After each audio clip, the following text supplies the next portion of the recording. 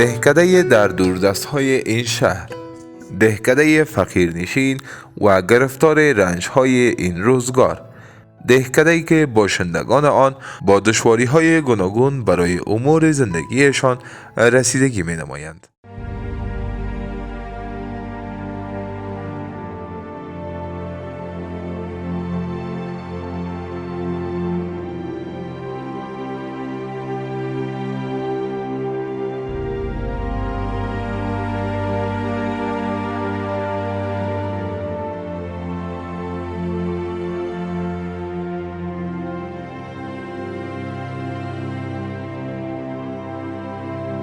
همکاران ما امروز به یکی از روستاهای این شهر می روند. روستایی که دور از مرکز شهر کابل موقعیت دارد. همکاران ما قبلا برنامه‌های از وضعیت زندگی خانواده‌های ساکن در این محل تهیه نموده بودند.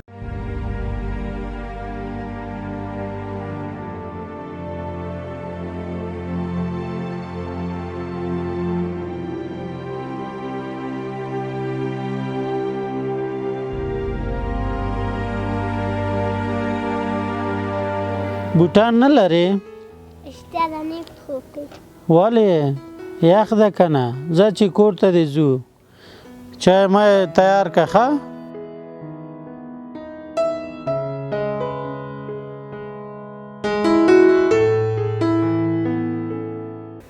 این خانم میگوید به علت نداشتن پول نمیتواند و پسر کوچکش که چند روز میشود بیمار است ادویه خریداری کند و تنها با قرار دادن فرزندش در مقابل نور آفتاب خودش را تسلا می دهد.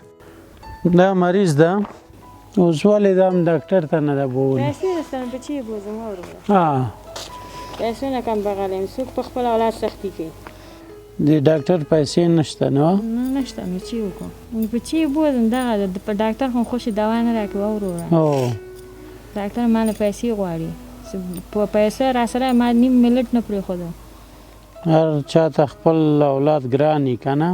خود ګران ده نو له مجبورې مې دغلته دې مرته غځولی له ښې ورځې مې غځولی خو نه ده خدای دې خیر پیښ کړي زه به پیسې درکړم ته به ډاکټر ته مازدیګر ته بوځې له خیره صحیح ده که نه؟ او دا 2000 روپۍ واخله مازدیګر ته به یې له خیره بوځې ډاکټر ژوندی اوسې.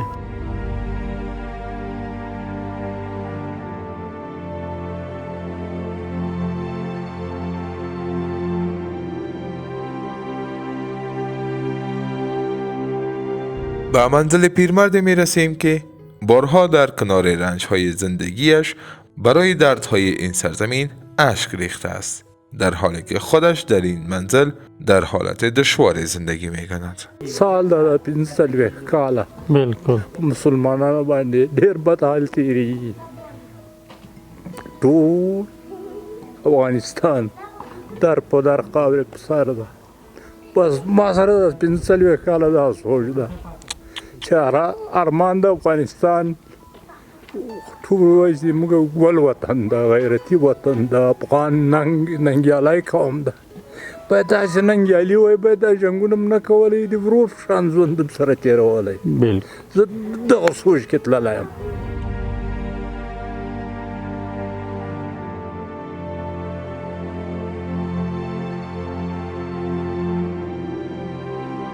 وارد منزل دیگر می شویم که مادر این کودکان با گلوی پر از دردش از ناداری و وضعیت بد اقتصادیش اشک می ریزد.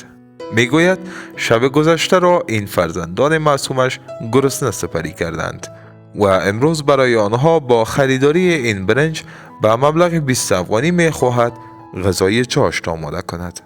کودکان در این دهکده در حالت نامناسبی به سر می برند. اگرچند هوا سرد و مشکلات همه روزه افزایش می‌یابند ولی ناگزیر آنها با این حالت سازگار شوند.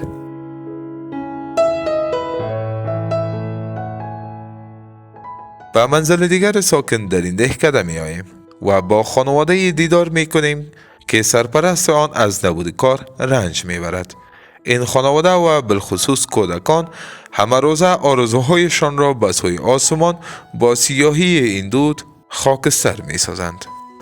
او دا آشپزخانه ده دا آشپزخانه ها دې کې څه کوئ تاسو اوس دې کې دغه اوبه تودو دي چای مای لپاره دیګه هم همدلته کوئ دیګه هم همدلته کوو دي پلاستیکونه ملستیکونه سیزو دغه باندې کوو بس ها لرګي ګاز ماس شی نشته نشته نه ګاز شته نه لرګي شته دا پلاستیکونه غواړي راټولوي او دا بس دغه پسې اور بلوي دغه سیزونه ها دغه وجه هموطنان دیگه این وضعیت زندگی مردم ماست. شما در تصویر میبینین تفلکار سایکو پایکایشان لج بیچاره اگر یک پیسه خوب باشه یک زندگی خوب داشته باشن چراتر باشه یه هم آشپزخانه است هم دیگ میکنن هم کاسه او را نه چوب یا گاز چیز خاص نیست فقط هم پلاستیکا را تفلکا از کوچه و یا جمع میکنن میارن در میتن تا ای که زندگیشان به پیش بره.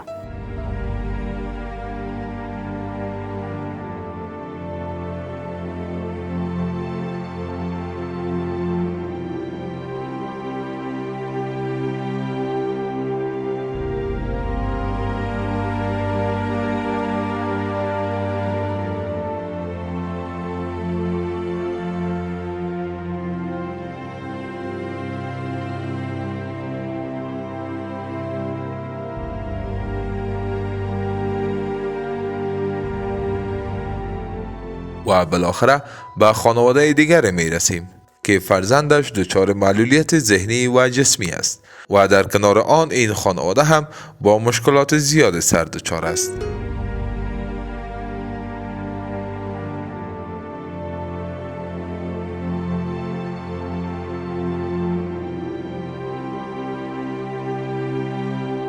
سرپرست این خانواده با جسم ناتوانش همه روزه در کوچه ها و پس کوچه ها با جمع‌آوری زباله ها باید برای خانوادهش نفقه دریابد.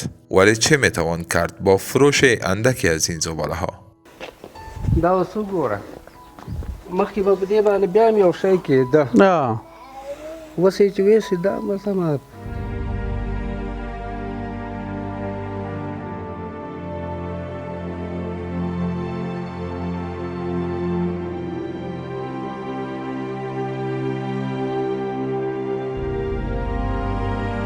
دا دانه دانه باید ټول کړئ تاسو نو بس بل کار نشته وموزو دیاړی هم لاړ شو نشته څنګه تیریږي ژوند زندگی نو بس ژوند زندګي دا ده چې اوس به څه وي خلاص شي بس هلی تېروي نو دا اوس وګوره دا اوس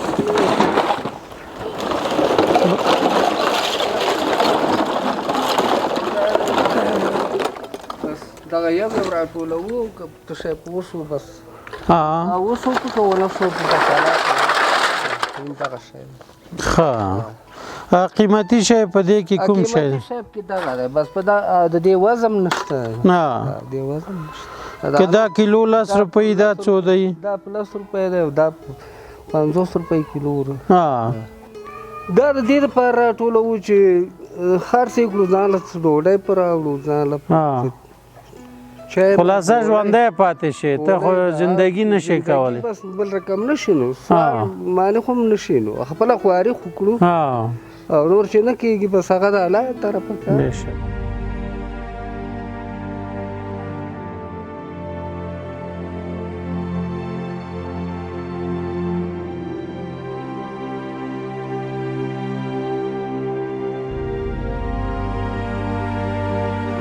خوراک هم داسې نشي کړی ښه داسې په دې دوه ګوتو باندې دا خپله خوله کله کې دغه کې ونیسي غاښو کې او دا خپله خوله دومره خوږ کړه چې بیا یوه جمانه یې بس هغه بیا دې نه خوراک هم نشي یعنې دا خپله خوله یې ګوره زخمي کړه که دا خپله ګوته لاس له ورغله په دې هم خوله لګوي که خپله ژبه لاس له ورغله په دې هم خوله لګوي اوس دا مخکې هم ډاکټر ته نه وبولي ډاکټرانو له داسې دغه ډاکټرانو له موږ نه شو وړی او دغه وړو وړو ډاکټرانو به دا خو داسې کار او نور زموږ وس نشته نه ماشومتوب کې هم نه و وړی ولې نه ډېره وړی ډېره بس خدای دې رحم وکړي الله دې ورحمېږي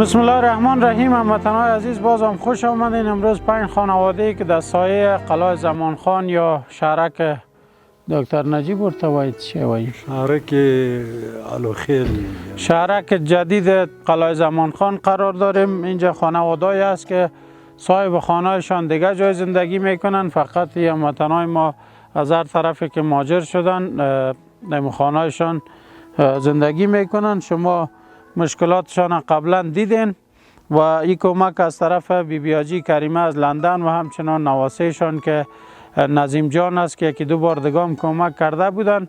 نام نظیم جان از پیش ما فراموش شده بود. ما معذرت میخواهیم و خداوند خیر نصیبشان کنه که همیشه حاجی صاحب فریدون، نظیم جان و همچنان بی حاجی کریمه که همیشه بر هموطنان در شرایط سخت کمک کردن.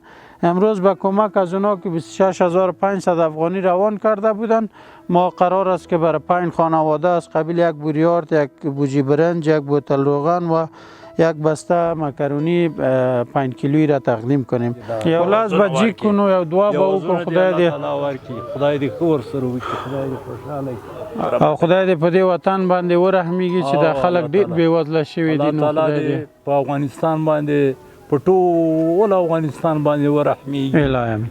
چې ټول بس هغه شي د خوشاله شي او د خوشحالي امن راشي په دې ملک کې. الهی امین. خدای دې رحم او فضل وکړي په ټول اسلام او خاص کر په افغانستان باندې. الهی امین. خدای دې مونږ ته توفیق راکړي چې تاسو سره نور خلکو سره مونږ کوم هموطنان چې کمک کوي، خدای دې مونږ ته توفیق راکړي چې د خیر او د مرستې جوګه شو ټولو ته. الله امین. امین یا رب العالمین.